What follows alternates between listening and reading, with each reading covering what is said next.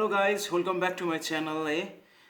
देश विदेश विभिन्न ठाउँबाट मलाई हेरिरहनु भएको सबै साथीभाइहरू दिदीबहिनीहरू सबैलाई जति पनि मेरो फलोवर्स हुनुहुन्छ सब्सक्राइबरहरू हुनुहुन्छ है सबैलाई फेरि पनि welcome back to my channel भन्न चाहन्छु। आज मैले सानो अपडेट लिएर आएको छु। यो भिडियो सुरुदेखि अन्त्यसम्म हेरिदिनुहोस् र केही त्यस्तो कमेन्टहरू तपाईँलाई गर्नु मन लाग्छ भने प्लिज गरिदिनुहोस् है। मैले टाइम विशेष हेरेर म त्यो रिप्लाई तपाईँहरूलाई गर्ने कोसिस गर्दछु। आशा गर्छु कि आजको यो भिडियोले पनि तपाईँहरूलाई केही हेल्प हुन्छ, केही मद्दत हुन्छ भनेर।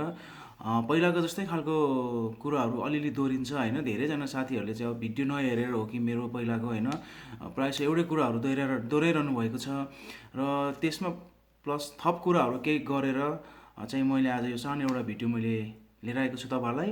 यो भिडियो तपाईँहरूले सुरुदेखि अन्त्यसम्म हेरिदिनुहोस्। आशा गर्छु कि तपाईँहरू सबैजना सुरक्षित हुनुहुन्छ होला। टेक केयर है। अब हामी ढिला नगरौँ साथीहरू, हामी भिडियोतिर जान्छौँ है त। ल हियर वी गो। साथीहरू म कुरा सुरु गर्न चाहन्छु माल्टाकै कुराबाट है। साथीहरूले मलाई लेख्नु भएको छ कि माल्टाको हामीले जति पनि वर्क पर्मिटहरू लिँदाखेरि इन्टरभ्यू हुन्छ कि हुँदैन भनेर मलाई लेख्नु भएको छ। साथीहरू कस्तो हुन्छ नि, अब यो कुरा मैले पहिला पनि भिडियोमा दोहोऱ्याइरहेको कुराहरू हो होइन। यदि कोही नयाँ हुनुहुन्छ नि उहाँहरूलाई सायद त्यो कुराहरू त्यो मेरो भिडियो रिभ्यू नगरेर पनि होला होइन। म के भन्छु भनेदेखि यदि तपाईँले म्यान पावरबाट इन्टरभ्यू तपाईँले दिँदै हुनुहुन्छ भने म्यान पावरले कुन चाहिँ कम्पनीमा उनीहरूको कन्ट्याक्ट हुन्छ होइन, तपाईँलाई कुन चाहिँ भिजामा तपाईँलाई बोलाउँदैछ लाँदैछ होइन, त्यो भएपछि कम्पनीले तपाईँलाई इन्टरभ्यू लिने चान्सेस धेरै हुन्छ म्यान पावरबाट गर्दाखेरि। इन्डिभिजुअल तपाईँको कोही साथीभाइ एबिसिडी कोही पनि तपाईँको नाताहरू फ्रेन्ड्सहरूले अब जो पनि होइन साथीभाइहरूले तपाईँलाई इन्भाइट गर्नुभएको छ इन्भिटेसन पठाएर भनेदेखि त्यस्तो केसमा चाहिँ यो कम्पनीले इन्टरभ्यू खासै लिँदैन। र कम्पनीले चाहिँ म्यान पावरले चाहिँ के गर्छ भने अलिकति धेरै मान्छेहरू पठाउनु पर्ने हुन्छ होइन। अब 100जना 50जना 20जना 30जना त्यो केसमा चाहिँ उनीहरूले चाहिँ अब धेरैजना भएपछि त उनीहरूले त फिल्टर गरेर चाहिँ बेस्ट अफ द बेस्ट लान्छ नि त होइन।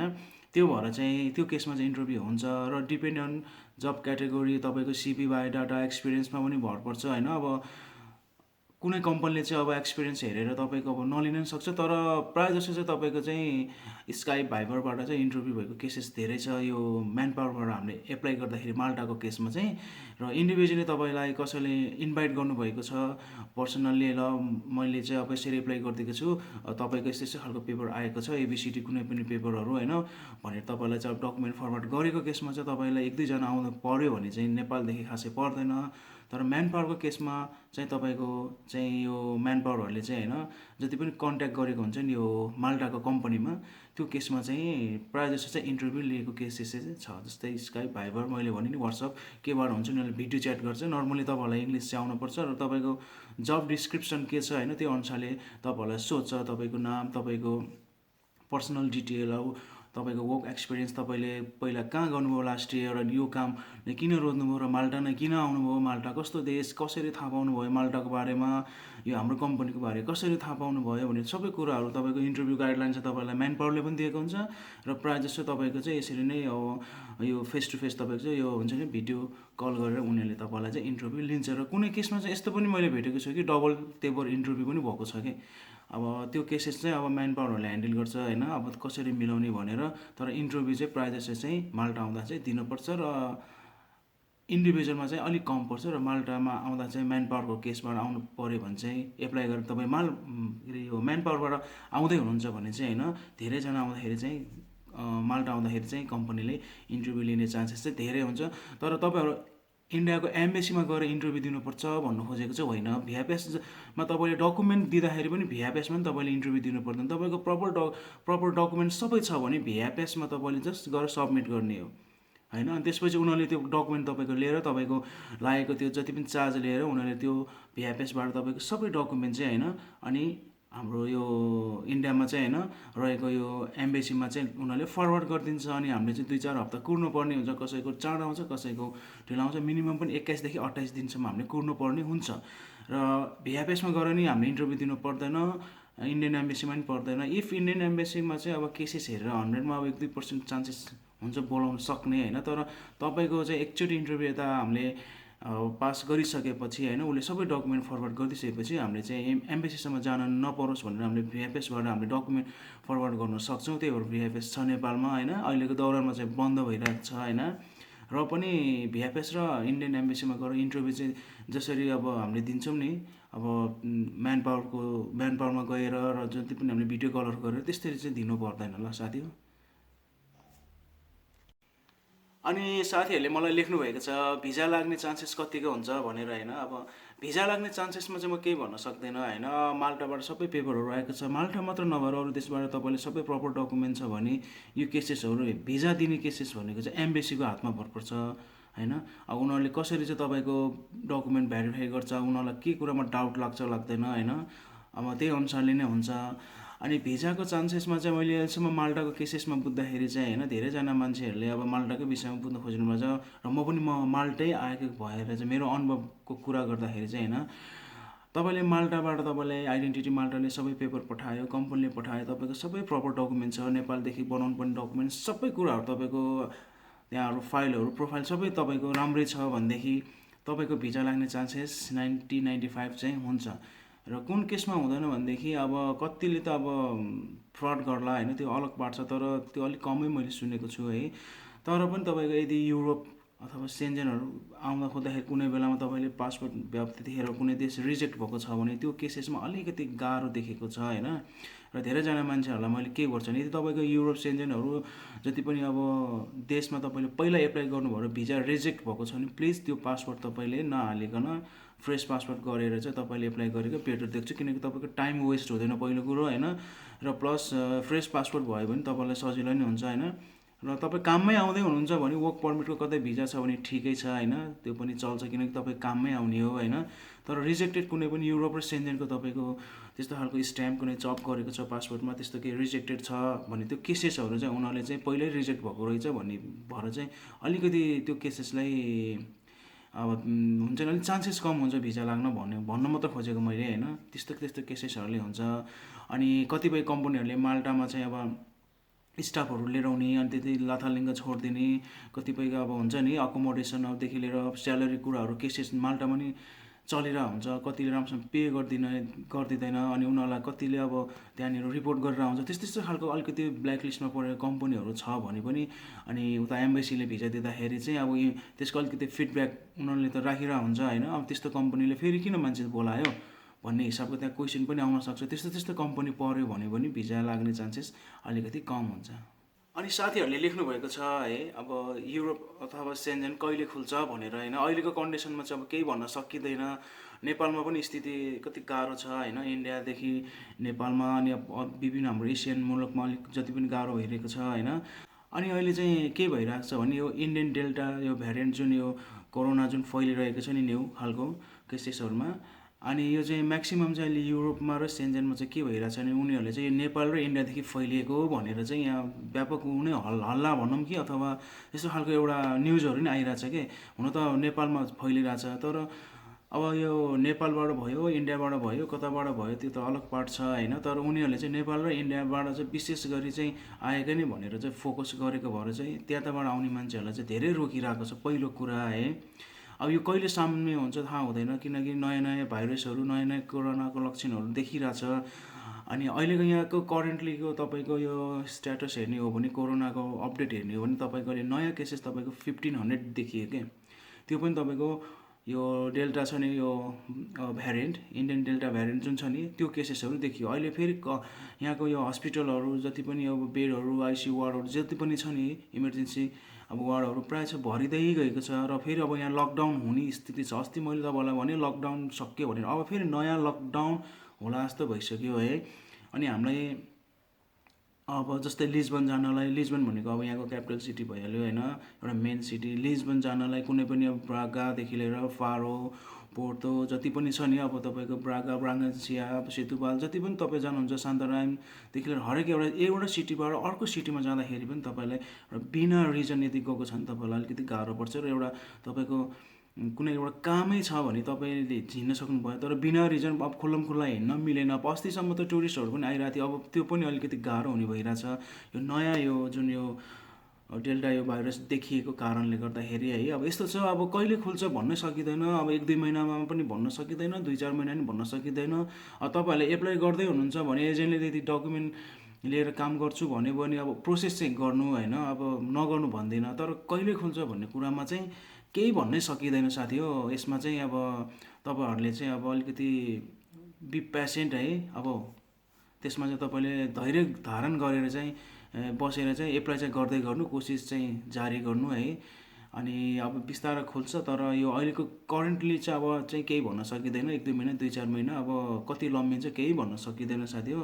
अहिलेको पोर्चुगलको स्थिति चाहिँ फेरि पहिला जस्तै जुन पहिला अब स्टेजबाट आएर चाहिँ लकडाउन क्लोज भइसकेको थियो, अब फेरि लकडाउन स्टार्ट हुने केसेससम्म पुगिसकेको छ। बी पेसेन्ट गाइज, अब केही टाइम तपाईँहरूले कुर्नुहोस्। तर एप्लाई गर्ने कुराहरू छ, कुनै एजेन्टले पेपर लिएर म फरवर्ड गरिदिन्छु भनेको छ भने होइन, वाइ नट तपाईँहरूले ट्राई चाहिँ गर्दै गर्नु साथी हो। बेस्ट अफ लक भन्न चाहन्छु, सबै काम चाहिँ राम्रो होस् भन्न चाहन्छु, सबैको भिजा रेट सक्सेस होस् भन्न चाहन्छु। बेस्ट अफ लक गाइज त्यसको लागि। तर बी पेसेन्ट, एप्लाई चाहिँ गर्न नछोड्नुहोस्। अनि साथी हो, धेरैजना साथीहरूले मलाई एउटै प्रश्न सोध्नुभएको छ है। धेरैजना साथीहरूको कमेन्टको आधारमा मैले यो एकमुष्ट रूपमा भन्दैछु, तपाईँको फेसबुक आइडी दिनु भन्नुहुन्छ। यो मैले धेरैचोटि मैले भनेको छु यो भिडियोहरूमा होइन। मेरो भिडियोको मुनिपट्टि तपाईँले डिस्क्रिप्सनमा हेर्नुहोस् होइन, त्यहाँ फेसबुक आइडी मैले त्यहाँ लिङ्क छोडिदिएको छु, तपाईँले क्लिक गर्नुहोस्। अनि धेरैजना साथीहरूको मैले चाहिँ रिप्लाई गर्न पाएको छैन है, त्यसको लागि अब म के भन्ने तपाईँहरूलाई है। अब आज मैले रिप्लाई दिएँ, फेरि भोलि अर्को रिप्लाई मैले दिनुपर्ने हुन्छ, पर्सि गएर त्यो पुरानो मेसेजहरू त मैले कति रिभ्यू गर्नै पाएको छैन। अनि जुन जुन नजिक टाढा हुन्छ त्यसरी हेर्दै हेर्दै रिप्लाई गरेर हुन्छ, टाइम विशेष हेरेर है। र कति साथीहरूले कन्ट्याक्ट नम्बर माग्नु भएको छ, प्लिज साथी हो कन्ट्याक्ट नम्बर चाहिँ म दिन सक्दिनँ प्लिज, किनकि म पनि काममा हुन्छ, कहिले के हुन्छ। तपाईँहरूले मलाई यसरी नै च्यानलमा कन्ट्याक्ट गर्नुहोस्, होइन भने तपाईँहरूले चाहिँ मलाई मेसेन्जरमा गर्नुहोस्, म हेरेर रिप्लाई गर्छु सक्दो है। किनकि धेरैजनाको मेसेज पेन्डिङ छ, मलाई थाहा छ। म मेसेज गर्छु, तपाईँहरूले कति इम्पोर्टेन्ट मेसेजहरू छोड्नुभयो होला, तर म आफै पनि बिजी भएको भएर चाहिँ अब हुन्छ नि, अब कहिले छुट्टी हुन्छ, आफ्नै काममा व्यस्त हुन्छु, र अब ड्युटीबाट आउँदाखेरि सबै कुराहरू मैले रिभ्यू गर्न पाइरहेको हुँदैन होइन। अनि जति मैले चाहिँ फेसबुकमा यो युट्युबको कमेन्टमा मैले गरेँ त्यति मैले फेसबुकको मेसेन्जरमा गएर चाहिँ त्यति मैले मेसेज पनि मैले रिभ्यू गर्नु पाएको हुँदैन है। तपाईँले बुझ्नुहुन्छ है, किनकि आफू एक्लैले सबै कुराहरू ह्यान्डल गर्नु परिरहेको हुन्छ होइन। त्यसको लागि तर मेसेज चाहिँ दिन नछोड्नु होइन, म हेरिरहेको हुन्छु होइन। तर कसैको ढिला कसैको चाँडो हुन्छ होला है, त्यसको लागि। र पर्सनल सेल नम्बर चाहिँ प्लिज म दिन सक्दिनँ होइन। र मेरो हरेक भिडियोमा तपाईँले फेसबुक लिङ्क पाउनुहुन्छ, प्लिज तपाईँले चेक गर्नुहोस्, र तपाईँले मलाई त्यहाँबाट तपाईँले मलाई मेसेज गर्न सक्नुहुन्छ ल। अनि साथी हो, अरू साथीहरूले पनि लेख्नुभएको छ मलाई, यो पनि अलिकति धेरै आगे कमेन्ट मध्येमै पर्छ है। सेन्जेनमा आएर चाहिँ हामी चाहिँ कुनै पनि भिजामा आएर चाहिँ हामीले फ्रान्स आर्मीमा जानु मिल्छ मिल्दैन भन्नुभएको छ। यो मैले गएको भिडियोमा नि मैले भनिरहेकै एउटा यो तपाईँहरूको लागि मैले दिएको सल्लाह सुझाव हो है, तपाईँको कमेन्टको आधारमा तपाईँलाई दिएको एन्सर हो। गएको भिडियोहरूमा पनि मैले भनिरहेको छु, सेन्जेनमा आएपछि तपाईँहरू फ्रान्स आर्मीमा तपाईँ गएर चाहिँ तपाईँले फ्रान्समा तपाईँले त्यो आर्मीमा भर्ती हुनको लागि तपाईँले चाहिँ त्यहाँनिर इन्ट्री गर्न सक्नुहुन्छ। त्यति मात्र होइन कि तपाईँ अब कुनै प्रोग्राम लिएर अब कुनै युरोपबाट पनि सेन्जेन छिर्नु भएको छ भने होइन, त्यसरी सेन्जेन होइन कि मतलब भन्न खोजेको फ्रान्स छिर्नु भएको छ भने त्यसरी पनि मिल्छ। तपाईँको फ्रान्समा अब प्रायः जसो भर्तीहरू एकदम छिटो नै भइरहेको हुन्छ होइन, टाइम टेबल त्यस्तै यो यति महिना उति महिना भन्ने हुँदैन, प्रायः जसो होइन अलि छिटो लिइरहेको हुन्छ। र कुनै पनि स्टुडेन्ट, बिजनेस भिजा, कुनै पनि भिजा तपाईँको लिगल तपाईँको भिजाहरू छ भने तपाईँले त्यहाँ गएर तपाईँले नाम लेखाएर आफ्नो भर्तीको लागि तपाईँले इन्ट्री गराउन सक्नुहुन्छ। त्यस फ्रान्ससम्म जानको लागि बाटो भनेको सजिलो सेन्जेन भिजा हो। सेन्जेन भिजामा जति पनि देश पर्छ नि तपाईँको 25-26वटा होइन, त्यसमा तपाईँको चाहिँ सबै देशमा कुनै पनि एउटामा टच गरेर आएपछि तपाईँ फ्रान्स इन्ट्री हुनुहोस्। इभन तपाईँ माल्टा, पोर्चुगल आउनुहोस्, जर्मन आउनुहोस् होइन, स्विडेन, स्विजरल्यान्ड जुनै पनि आउनुहोस्, के अरे यो स्पेनबाट आएर पोल्यान्डबाट आएर हुन्छ कि तपाईँ ग्रिसबाट आएको हुन्छ कि हङ्गेरीबाट आएर इटाली, जति पनि देशबाट आउनुहुन्छ नि तपाईँहरू, त्यहाँसम्म आइसकेपछि तपाईँले फ्रान्सको इन्ट्री त्यसै पनि पाउनुभयो। अनि त्यहाँ गएपछि तपाईँले आफ्नो हिसाबले तपाईँले कसरी अघि बढ्ने होइन, त्यसको गाइडलाइन त तपाईँहरूले गुगलमा नि सर्च गर्नुभएको होला, कता कता भर्ती खुल्छ, कहिले कहिले खुल्छ होइन, कुन कुन दिनमा खुल्छ, र त्यसको लागि चाहिने सपोर्टिभ डकुमेन्ट के हो गुगल सर्च गर्नुहोस् होइन। तर यति ढुक्क हुनुहोस् कि फ्रान्स छिर्नको लागि तपाईँ सेन्जेन भिजामा कुनै पनि देश सेन्जेन टच गरेर सेन्जेनभित्र तपाईँको सेन्जेन युनियनभित्र तपाईँ आउनुभएको छ भने त्योबाट तपाईँ फ्रान्ससम्म जानको लागि रोकटोक हुँदैन। तपाईँको झन् त्यसमा नि तपाईँ अब अलिकति आर्मीमा अलिकति प्यासन हुनुहुन्छ भने होइन, झन् तपाईँले चाहिँ त्यहाँ अब फ्रान्सले चाहिँ विभिन्न देशको मान्छेलाई चाहिँ होइन वेलकम नै गरेर आउँछ त्यो आर्मी भर्ती हुनको लागि होइन। अनि त्यसमा चाहिँ तपाईँहरूले अब गएर नाम लेखाउन सक्नुहुन्छ। म त्यही भन्छु साथी हो, सेन्जेन टच गरेर आइसकेपछि सेन्जेनमा आएर फ्रान्स जान गाह्रो छैन। You can go. साथीहरूले मलाई कमेन्ट गर्नुभएको छ है, सर तपाईँ कसरी चाहिँ माल्टा जानुभयो, कुन म्यान पावरबाट जानुभयो र कति खर्चमा जानुभयो भनेर मलाई लेख्नुभएको छ। मैले म्यान पावरको केसमा चाहिँ मैले धेरैलाई मैले मेसेन्जरमा आउनेहरूलाई मैले लेखिदिएको छु होइन। यो भिडियोको मुनिपट्टि डिस्क्रिप्सनमा पनि जानु होइन, आज चाहिँ म पुरै लेखिदिन्छु, तपाईँहरूले मलाई क्वेसन गरिरहनु आवश्यक छैन। अनि त्यो म्यान पावर तपाईँले गुगलमा सर्च गर्नु होइन, त्यहाँ गएर बुझ्नुहोस् के कस्तो रहेछ होइन। युरोप अनि तपाईँको यो साइप्रस, रोमानिया, पोल्यान्ड, माल्टाहरूको काम गर्छ त्यो अफिसले है। र कति खर्च लाग्यो भन्दाखेरि चाहिँ त्यो खर्चको कुरामा चाहिँ तपाईँहरूले प्लिज अफिसमा गएर डिल गर्नुपर्ने हुन्छ। मैले लागेको खर्च पनि मैले यसरी बोलिदिँदाखेरि कसैलाई अलिकति इम्प्याक्ट पर्न सक्छ, त्यसको लागि होइन। अब धेर थोर हुन्छ। अब युरोप आउँदाखेरि तपाईँले चाहिँ जुनै पनि देश यसो बुझ्नुहोस् कि होइन 8-10 चाहिँ प्राइस खर्च नै हुन्छ होइन। र पनि त्यसमा पनि मिनिमाइज पनि हुनसक्छ, अझ म्याक्सिमाइज पनि हुनसक्छ, किनकि डिपेन्ड अन होइन सिचुएसन होइन। आजभोलि अझ भिजा पाउन गाह्रो छ। अब म्यान पावरहरूले कसरी कुन कम्पनीसँग कसरी डिल गरेको हुन्छ यो होइन कि सपोज एक्जाम्पलको लागि चाहिँ म चाहिँ 10 लाखमा आएँ अरे होइन। भोलि गएर सरले त मलाई भन्नुभएको थियो 10 लाख, तर त्यहाँ गएपछि त मलाई 12 लाख भन्यो अनि होइन। त्यो त्यस्तो होइन कि सरले चाहिँ मलाई 10 लाख भन्नुभएको थियो, त्यहाँ गएको त अर्को म्यान पावरले त 8 लाखमा पो उडायो, त्यस्तो होइन क्या। यो उनीहरूले कसरी काम गरेको छ, बिचमा कति ब्रोकर छ, कुन एजेन्ट कसरी छिरेको छ, कसरी काम गरेको छ भन्न सकिँदैन होइन। भिजाको लागि मान्छेहरू अफिसहरू धेरै ठाउँमा दौडधुप भइरहेको हुन्छ, उनीहरूले अलिकति कमिसन खाइरहेको हुन्छ। जस्तै अब मलाई कुनै एजेन्टले लगिदियो भने म बिचमा 2-3टा एजेन्ट होला, उसले आफ्नो प्रफिट हेरेर आउँछ। कोही मान्छे चाहिँ एउटा मात्र एजेन्टबाट म्यान पावरसम्म पुगेको हुन्छ भने कोही मान्छेहरू चाहिँ होइन 2-4वटा एजेन्ट टच गरेर म्यान पावरसम्म पुगेको हुन्छ, कोही डाइरेक्ट पुगेको हुन्छ होइन। जति एजेन्ट बिचमा छिर्यो उनीहरूले आफ्नो कमिसन राख्दै राख्दै बोल्दा चाहिँ त्यही रेट ठुलो हुने हो। अनि यसमा चाहिँ म केही भन्न सक्दिनँ साथीहरू, तपाईँहरूले चाहिँ म्यान पावरमा गएर डिल गर्नुहोस्।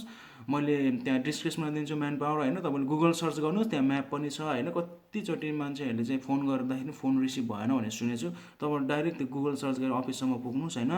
अनि कस्तो खालको चाहिँ तपाईँहरूलाई चाहिँ अब डिल हुन्छ, तपाईँहरू बिच बसेर त्यो तपाईँहरू गर्नुहोस्। म त्यही भन्छु तपाईँहरूलाई, यो डिस्क्रिप्सनमा हेर्नुहोस् कि म्यान पावरको लिङ्क चाहिँ म मुनि चाहिँ छोडिदिएको हुन्छु, तपाईँहरूले गएर चाहिँ उनीहरूसँग डिल गरेर चाहिँ अनि भिजा रेट सम्बन्धी सबै कुराहरू तपाईँले बुझ्न सक्नुहुन्छ। अनि केही क्वेसनहरू गर्नुभएको छ साथीहरूले, सर त्यहाँ कतिको गर्मी हुन्छ भनेर होइन। अब गर्मीको कुरामा चाहिँ म के भन्छु भनेदेखि गर्मी चाहिँ नेपाल जस्तै हो, यहाँ जाडोमा जाडो, अब चिसोमा चिसो, यो जाडो चिसो त्यही भइहाल्यो होइन। अब गर्मीमा चाहिँ अब हामीले भोग्दाखेरि गएको वर्ष चाहिँ 35-38सम्म पनि भोग्यो है। अनि अलि यो भिडियो बनाएको भन्दा 2-3 दिन अगाडिसम्म अब 27-28सम्म पनि भएको थियो है। अब यसो अहिले चाहिँ अलिअलि अब गर्मी सुरु हुँदैछ, जुन जुलाई अगस्त यहाँ गर्मी नै हुन्छ है। अनि त्यसपछि बिस्तारै चिसोहरू अब बढ्दै जान्छ। अहिलेको केसमा हेर्ने हो भने चाहिँ अब गर्मी चाहिँ छ होइन, तर गर्मी भन्नाले पनि नेपालमा हामीलाई जति हामीले गर्मी पर्छ यहाँ त्यस्तो एक्सट्रिमली चाहिँ हुँदैन होइन, त्यस्तो एक्सट्रिम हुँदैन। लाइक जति गल्फमा हुन्छ 40, 45, 50 त्यस्तो चाहिँ भेटेको छैन मैले, किनकि म आएको नै धेरै भएको छैन होइन। यो दौरानमा चाहिँ मैले भेटिनँ होइन। र पनि तपाईँ हामीले चाहिँ अब बाहिरी कामलाई गर्मीलाई अलिकति गाह्रै छ होइन। अब 30, 35, 38सम्म होइन। अब भित्री काम हो भने फ्याक्ट्रीमा चाहिँ अब अलिकति गर्मी घाम पानी कम हुन्छ होइन। अब त्यसरी अब भित्री फ्याक्ट्रीभित्र पर्दा त त्यसै पनि घाम पानी त्यसै नै छल्लिने भयो। तर बाहिरी कामको लागि हो भने तपाईँ अब 30-35सम्म खप्न सक्नुहुन्छ भने होइन, तपाईँले नर्मल्ली चाहिँ काम गर्न सक्नुहुन्छ। त्यसरी बुझ्नु कि 30, 33, 35। अब यो वर्ष कसरी अब इन्क्रिज हुन्छ थाहा छैन होइन। गएको वर्ष चाहिँ मलाई एकदम एक्सट्रिम लागेको थियो यो डिग्री है। अनि अब मेरो त अब बाहिरी काम नै पर्छ होइन। अनि त्यही भएर चाहिँ अब बाहिरी अब गर्मी खप्न सक्नेले 30-35सम्म खप्न सक्नुहुन्छ भने तपाईँहरूले चाहिँ अब ट्राई गर्नुहोस् होइन। अब त्यही भन्न चाहन्छु। तर 30-35 पनि अब हाम्रो त म्याक्सिमम नै हो होइन। अब कोही मान्छे अलिकति गर्मी एरियाबाटै अब आउनुभएको छ भने उहाँहरूलाई चाहिँ त्यति गर्मी पनि केही जस्तो नलाग्ला होइन। तर नेपालकै वातावरण तपाईँले चाहिँ बुझ्दा हुन्छ, हावापानी चाहिँ ठ्याक्कै नेपालको जस्तै छ है। त्यसमा कुनै तपाईँहरूले दुविधा नलिनुहोस्। यो होइन कि पानी नै नपर्ने, जाडै नहुने, गर्मी नहुने, त्यस्तो एउटै मौसम जस्तो होइन कि जस त्यो सिजन चेन्ज भइरहेको हुन्छ यहाँ पनि। गर्मीमा गर्मी, जाडोमा जाडो यस्तै हुन्छ। अब जाडो महिनामा अब सबैले बाक्लो लुगा लगाएकै हुन्छ भने गर्मी महिनामा त अब त्यही हो होइन। काम विशेष कस्तो अनुसारले चाहिँ अब त्यही अब डिपेन्ड अन अब कति यो काममा भर पर्छ, जबमा होइन। अब कस्तो खालको लुगा लाएर तपाईँ भित्र फ्याक्ट्रीमा हुनुहुन्छ कि बाहिर हुनुहुन्छ, त्यही हो। जस गर्मीमा गर्मी, जाडो जाडै, तपाईँहरूले बुझ्दा चाहिँ हुन्छ पोर्चुगलको हावापानी चाहिँ। अनि साथीहरूले लेख्नुभएको छ पोर्चुगल आइसकेपछि फ्याक्ट्रीमा काम पाउँछ पाउँदैन, अनि एग्रिकल्चरमा चाहिँ कुन कुन काम हुन्छ भन्नुभएको छ होइन। पोर्चुगलमा तपाईँको यस्तो छ कि मैले जतिलाई पनि मैले तपाईँहरूलाई कमेन्ट गरेँ, भिडियोबाट मार्फत पनि मैले तपाईँहरूलाई समय समय मैले बताइरहेको छु कि यहाँ आएर तपाईँहरूले काम धेरै खोज्नु नपरोस् भनेर तपाईँहरू नेपालदेखि नै आउँदाखेरि कुन देशबाट आउँदै हुनुहुन्छ होइन, कुनै पनि एबिसिटी कुनै पनि देशबाट आउँदै हुनुहुन्छ भने होइन, प्लिज केही सिप सिकेर आउनुहोस्, यहाँ चाहिँ काम चाहिँ लाग्छ। अब मैले त्यो भन्दैछु होटेल लाइनहरू यहाँ धेरै चल्छ होइन, अहिले त्यही होटेल लाइनहरू तपाईँहरू गर्न सक्नु भएन, त्यसमा तपाईँहरूलाई अनुभव छैन भने मात्र तपाईँ हामीले चाहिँ एग्रिकल्चर लाइन लिने हो होइन। अनि एग्रिकल्चर लाइन लिएपछि तपाईँले अब कुन काम कुन सिजनमा हुन्छ भन्नुभएको छ होइन। अब सिजन भनेको तपाईँको एग्रिकल्चर फ्रुट्समा भर पर्छ होइन। लाइकवाइज अब तपाईँले स्ट्रबेरी हेर्नुहुन्छ भने तपाईँको अब कसैले फेब्रुअरीको सेकेन्ड विक थर्ड विकदेखि स्टार्ट गर्दैछ हुन्छ, कसैले जनवरी लास्टदेखि नै स्टार्ट गरिदिन्छ होइन। अनि 4-5 महिना हेरेर चाहिँ अब फ्रुट्सहरू फल्छ, अनि फ्रुट्स पनि त्यसमा विभिन्न अब तपाईँको त्यहाँ प्रजातिहरू हुन्छ होइन। अब विभिन्न टाइपको तपाईँको अब स्ट्रबेरी हुन्छ, अब स्ट्रबेरीमा तपाईँको कोहीको 2-3 महिना मात्र फल्ने, कसैको 4-5 महिना फल्ने हुन्छ। त्यो त्यसरी मिलाएर चाहिँ उनीहरूले चाहिँ त्यो सिजन वाइज चाहिँ अलिकति त्यो हुन्छ नि, अफ सिजन सिजनलाई ध्यान दिएर रोपिरहेको हुन्छ होइन। तर सिजन सुरु हुनु भनेको तपाईँको चाहिँ फेब्रुअरी मार्चबाट चाहिँ एग्रिकल्चरको सिजन सुरु हुन्छ र तपाईँको अगस्तदेखि लगभग अगस्त अक्टोबरसम्म चाहिँ लगभग चाहिँ त्यो अलिक कमै भइसकेको हुन्छ। अनि त्यसपछि पनि कतिजना साहुहरूले चाहिँ अफ सिजनमा पनि फल्ने गरेर अरू फ्रुट्सहरू घुमाइरहेको हुन्छ, अरू त्यो रोल गर्नको लागि होइन। अनि त्यतिखेर चाहिँ जुन दिन चाहिँ अब जुन महिनामा चाहिँ तपाईँको स्ट्रबेरी सिजनहरू अफ हुँदै जान्छ त्यतिखेर चाहिँ एप्पलको पियर्सको सिजन सुरु भइरहेको हुन्छ है। यसरी चाहिँ त्यो घुमिरहेको हुन्छ, मतलब त्यो सिजन वाइज उनीहरूले त्यो प्लानिङ गरिरहेको हुन्छ क्या। अब एउटै फ्रुट्स चाहिँ वर्षैभरि फल्ने भन्ने चाहिँ हुँदैन, तर सिजन सुरु हुँदा चाहिँ यहाँ चाहिँ लगभग चाहिँ फेब्रुअरी मार्चदेखि चाहिँ लगभग प्रायः जस्तो एग्रिकल्चरको चाहिँ सिजन सुरु भइसकेको हुन्छ। र कति ठाउँमा अब आवरले बेसिस चेन्ज गरेर चाहिँ अब कर्मचारी उनीहरूलाई चाहिन्छ होइन। अब कति ठाउँमा चाहिँ भ्याकेन्सीहरू एनाउन्समेन्ट गरिरहेको हुन्छ, हामीले अनलाइनतिर नि हामीले अब जबहरूको लागि हामीले पाइरहेको हुन्छ। अनि मान्छेलाई कहाँ कतातिर कम्प्याटेबल हुन्छ, कता सुइटेबल पर्छ, मान्छेहरू मुभ हुन्छन् जान्छन्, जता धेरै पैसा दिन्छ त्यतै जान्छन् होइन।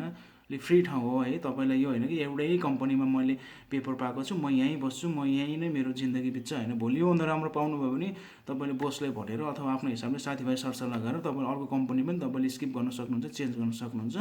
तर एग्रिकल्चरको हिसाबमा भर्ने हो भने फेब्रुअरी मार्चदेखि चाहिँ लगभग सिजन सुरु भइसकेको हुन्छ पोर्चुगलमा चाहिँ। अनि साथी हो पोर्चुगलमा चाहिँ ट्याक्स कसरी काट्छ र फ्यामिली ल्याउन के गर्नुपर्छ भनेर मलाई साथीभाइहरूले मलाई चाहिँ मेसेज दिनुभएको थियो, कमेन्ट गर्नुभएको थियो है। अब यस्तो हुन्छ पोर्चुगलमा तपाईँको कमाइको हिसाबमा हेर्ने हो भने तपाईँको चाहिँ कम्पनी र हाम्रो गरेर चाहिँ 33% गइरहेको हुन्छ है, 33% गइरहेको हुन्छ। अनि तपाईँले चाहिँ अनि अब आफ्नो फ्यामिली ल्याउन चाहनुहुन्छ, तपाईँ एक्लै पोर्चुगलमा हुनुहुन्छ भनेदेखि तपाईँको आइआरएस तपाईँको चाहिँ मिनिमम पनि तपाईँको 5-6 हजार एकजना ल्याउन चाहिन्छ। तर यो यसमा चाहिँ डिपेन्ड नपर्नु होइन, तपाईँको वर्षभरिको कमाइ जुन त्यो आइआरएस छ नि तपाईँको, त्यसमा चाहिँ तपाईँले चाहिँ ट्याक्स पनि देखिन्छ। तर मन्थली ट्याक्स भनेको तपाईँको कम्पनी र हाम्रो गरेर चाहिँ 11% र 22% गर्दाखेरि चाहिँ 33% गएको हुन्छ होइन। अनि तपाईँको यदि स्यालेरी धेरै छ भने अलिकति धेरै ट्याक्स जान्छ, अब होइन भने यहाँ चाहिँ 635 त बेसिक नै भइहाल्यो होइन। त्योभन्दा बेसी चाहिँ अब ओभर टाइममा काउन्ट हुन्छ, कम्पनी अनुसारले तपाईँलाई कसैले ब्याङ्कमा हालिदिन्छ भने त्योभन्दा धेरै भयो भने कि अनि तपाईँलाई ह्यान्ड टु ह्यान्ड तपाईँलाई त्यो खाममा लेखेर पनि पैसा पे गरेको हुन्छ है। त्यो त अलग पार्ट भयो, तपाईँले कसरी काम गर्नुहुन्छ त्यसरी पैसा आउँछ। र ट्याक्स चाहिँ तपाईँको मन्थली चाहिँ तपाईँको चाहिँ अब शनिबार आइतबार कसैले छुट्टी दिन्छ, कसैले त्यो पनि काउन्ट गरेर 30 दिनको ट्याक्स बनाउँछ, कसैले 22 दिन ट्याक्स बनाउँछ। तर मिनिमम पनि तपाईँको 15 दिन 20 दिनको ट्याक्स महिनामा चाहिँ गएको देखाइरहनु पर्छ है। त्यो भनेको राम्रो रेकर्ड हो। कुनै कम्पनीले चाहिँ महिनैभरिको नै हालिदिन्छ है। अनि कम्पनी कोही राम्रो छ भने उनीहरूलाई स्टाफ चाहिएको छ भने तपाईँको 1 महिना काम भएन भने 1 महिनाको नि फ्री पनि तपाईँलाई ट्याक्स हालिदिन्छ। यो कम्पनीमा भर पर्ने कुरा हो। र अनि तपाईँले एकजना ल्याउँदै हुनुहुन्छ भने तपाईँको 5-6 हजार मिनिमम तपाईँको एउटा इन्कम देखिनु पऱ्यो है।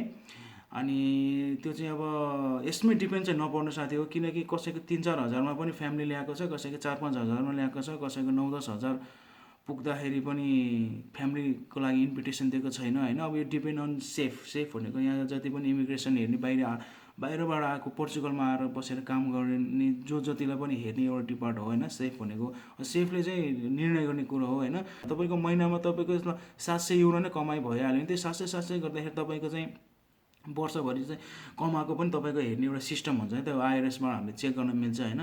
त्यो वर्षभरि यो मान्छेले कति कमायो त भने चाहिँ एकजना ल्याउँदाखेरि उसको एकजना बराबर यति कमाइ रहेछ भनेदेखि होइन वर्षभरिमा भने चाहिँ उसले पाल्न सक्छ कि सक्दैन त्यस्तो कुराहरू उनीहरूले एनालाइसिस गर्छ क्या।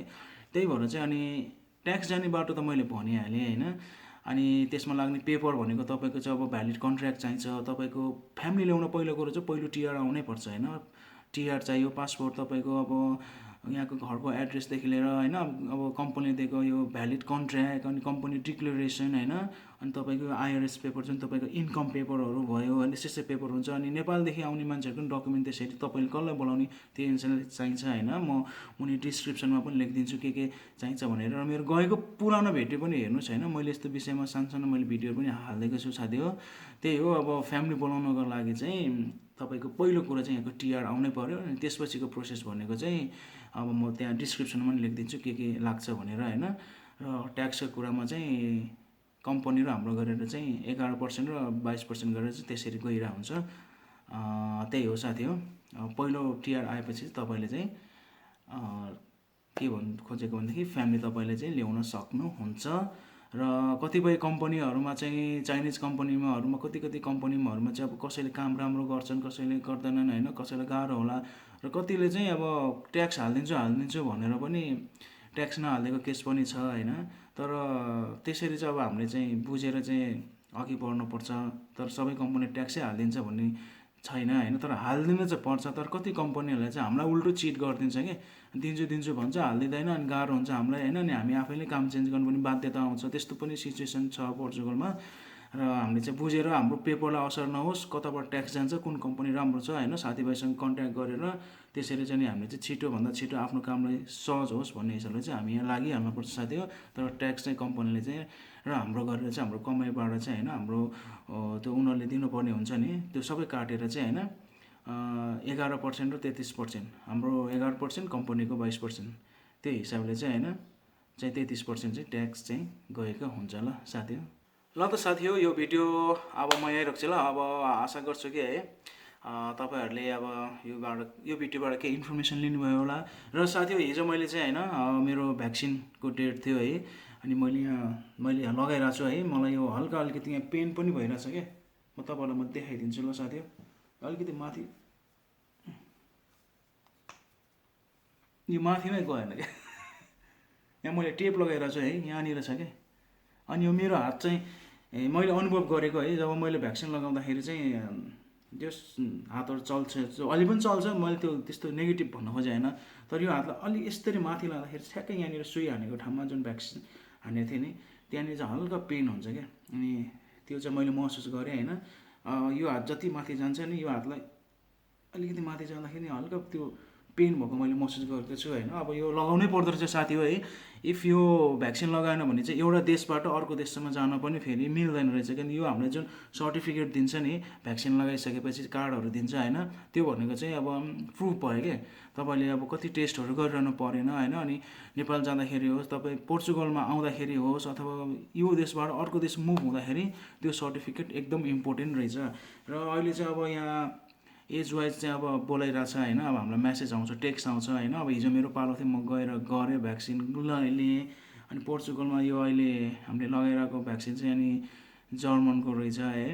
अनि सबैजनाले चाहिँ अब लाउनै पर्छ भन्ने पनि छैन, अब नलाउँदा पनि हुन्छ, तर तपाईँको चोइस हो। तर अब हामी जस्तो हुन्छ नि अब नेपाल छोडेर आएको मान्छेहरूलाई होइन चाहिँ अब फेरि नेपाल जानुपर्ने हुन्छ। त्यो भएर चाहिँ हामीले एउटा देशबाट अर्को देश छोड्नु पऱ्यो भने चाहिँ एउटा सर्टिफिकेट, त्यो जुन भ्याक्सिन गरेको जुन छ नि त्यो सर्टिफिकेट एकदम इम्पोर्टेन्ट रहेछ होइन। त्यसको लागि पनि लाउनै पऱ्यो। र प्लस अब यो अहिले रोग पनि त्यस्तै भइरहेछ साथी हो है। अब हामीले चाहिँ त्यसलाई नेगेटिभ लिनु हुँदैन, यसलाई पोजिटिभ नै अब हामीले अब सोचेर होइन अलिकति सकारात्मक सोचाइ राखेर नै चाहिँ अब लगाउने गरौँ। म कसैलाई फोर्स गर्दिनँ कि लगाउनुहोस् नलाउनुहोस्, आफ्नो इच्छा हो। तर चाहिँ अब लगाएको चाहिँ राम्रो भन्छन् सबैले होइन। अब त्यही भएर आफ्नो स्वास्थ्य सुरक्षालाई पनि अब हामीले ध्यान दिउँ। अनि यो विषयमा तपाईँहरूले नै एनालिसिस गर्नुभयो होला कुन भ्याक्सिन राम्रो कुन नराम्रो होइन। तपाईँहरूले चाहिँ बुझेर लगाउनुहोस् होइन। तर लाउनु चाहिँ अब पर्छ होइन। अब समय परिस्थितिले कस्तो मोड लिन्छ थाहा हुँदैन साथी हो है। त्यही हो साथी हो, हिजो मैले लाथेँ, मलाई हल्का पेन भएको भएर चाहिँ आज म ड्युटी पनि म आज गएन क्या होइन। त्यही भएर चाहिँ यही टाइममा चाहिँ मैले लाउनु त भनेर सानो एउटा मैले भिडियो तपाईँहरूलाई मैले इन्फर्मेसन दिनको लागि मैले बनाएँ है।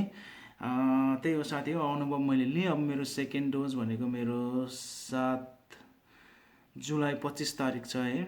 यो मैले फर्स्ट डोज लिएँ। अब हेरौँ सेकेन्ड डोज के हुन्छ कस्तो हुन्छ है, हाल्दै जाऊँ। अब होप गाइज के होइन सबैजना सेफ हुनुहुन्छ। Take care, have nice day भन्न चाहन्छु। र यदि कोही यो च्यानलमा नयाँ जोडिनु भएको छ भने प्लिज गाइज सब्सक्राइब गरेर मलाई सपोर्ट गरिदिनुहोस्। र केही तपाईँलाई त्यस्तो जिज्ञासा छ भने प्लिज मलाई तपाईँले मुनि कमेन्ट सेक्सन बिलोमा गरेर लिनुहोस्।